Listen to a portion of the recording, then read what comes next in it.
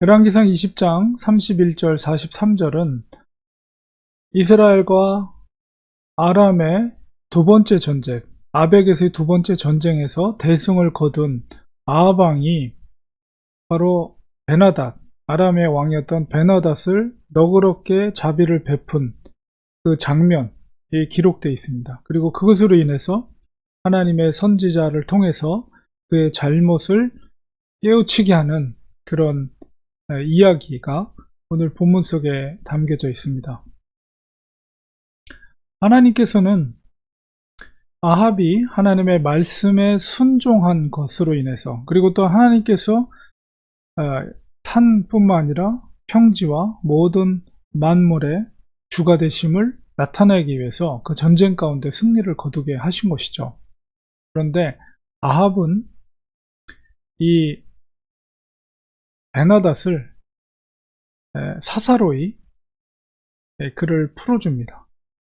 그러니까 하나님께서 분명한 이 전쟁 가운데 그들을 진멸하고 그들을 쳐서 복종시킬 뿐만 아니라 그 아람의 군대와 그 왕을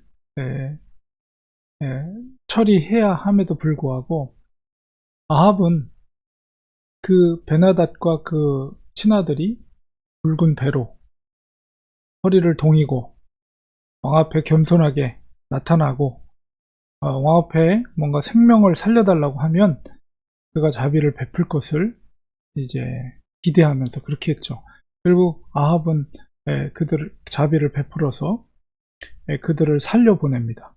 대신에 조약을 맺는 것은 이제 빼앗긴 성읍을 돌려주겠다. 아버지 때 빼앗겼던 성읍을 돌려주고, 그 다음에 자기 아람 왕의 베나닷의 아버지가 사마리아에서 자기의 나라의 이름을 왕의 이름을 길거리를 만든 것처럼 당신의 이름을, 아합의 이름을 다메섹에 와서 그 길거리를 당신의 이름으로 만들라.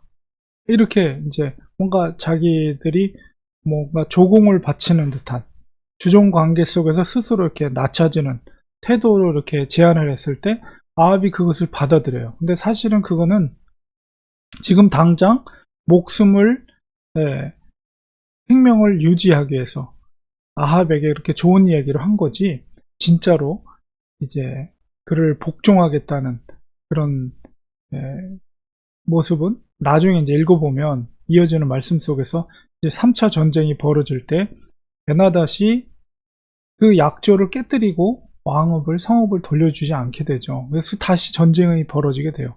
어쨌든 그것으로 인해서 그런 약조를 통해서 그를 생명을 살려줍니다. 그렇게 한 행동에 대해서 하나님은 하나님의 선지자에게 임하고 아합에게 한 가지 이야기를 전달하게 되는데, 마치 이 이야기는 바로 다윗 왕이 잘못했을 때 그 나단 선지자가 비유를 통해서 왕 앞에서 이야기를 하죠.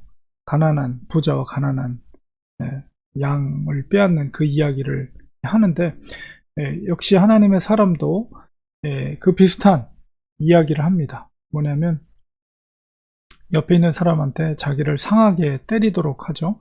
한 사람은 그렇게 하나님의 말씀 순종하지 않게 됐을 때 사자가 그를 죽이게 됩니다.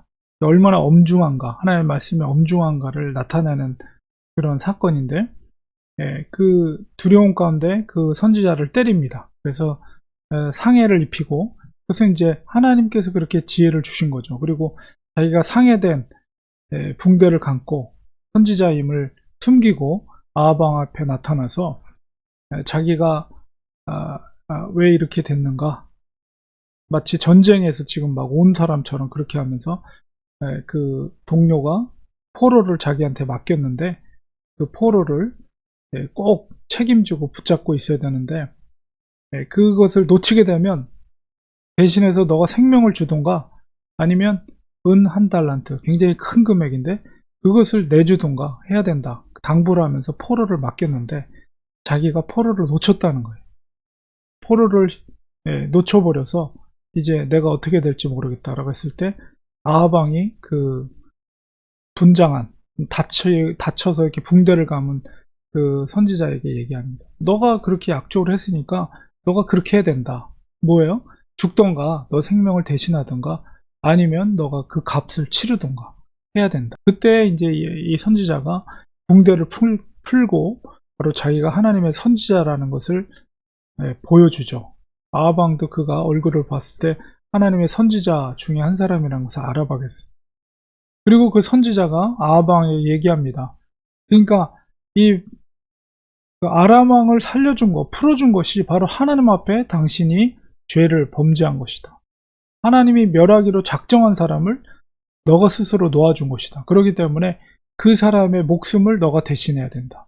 그리고 너 백성이 그의 백성을 대신해야 된다. 이건 뭐예요? 결국 심판을 받게 된다.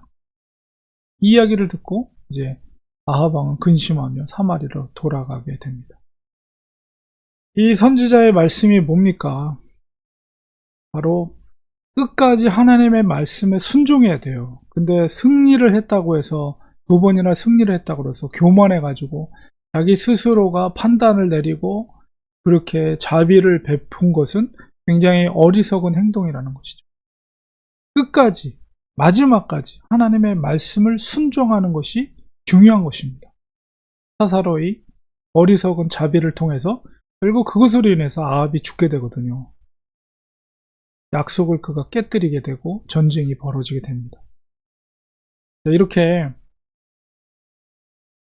전쟁을 사람이 특별히 이렇게 승리를 거두게 되면 우쭐하게 되고 자기가 뭔가를 베풀 수 있는 자리에 있는 사람처럼 특히나 왕이기 때문에 그런 교만함이 생기게 됩니다. 그러나 철저하게 왕의 자리에 있던 낮은 자리에 있던 전쟁은 하나님께 속한 것이다. 이 전쟁은 하나님께서 허락해 주신 것이다. 그렇기 때문에 하나님께서 반드시 멸하리로 작정한 사람이라면 아합은 그를 풀어주지 말고 죽였어야 마땅한 것이죠. 그가 사사로이 자기의 자비를 베푼 거예요. 결국 그것이 자기를 죽음에 이르게 하는 결과를 초래하게 된다는 것입니다. 우리는 끝까지 하나님의 말씀의 1.1획도 흔들림 없이 주시는 말씀대로 순종하는 거예요. 어떤 상황이 특별히 잘 될 때 조심해야 돼요. 교만하지 말아야 돼요. 겸손해야 됩니다. 내 능력으로 된 게 아니라 하나님께서 하신 것이라는 겸손한 태도를 늘 가지면서 말씀에 순종하는 우리가 되야 되겠습니다. 기도하겠습니다. 하나님 아버지, 오늘 말씀을 통해서 우리가 통통할 때, 잘 될 때 절대 교만해서는 안 되고 그 모든 것이 하나님의 주권과 하나님의 도우심 가운데 되어진다는 것.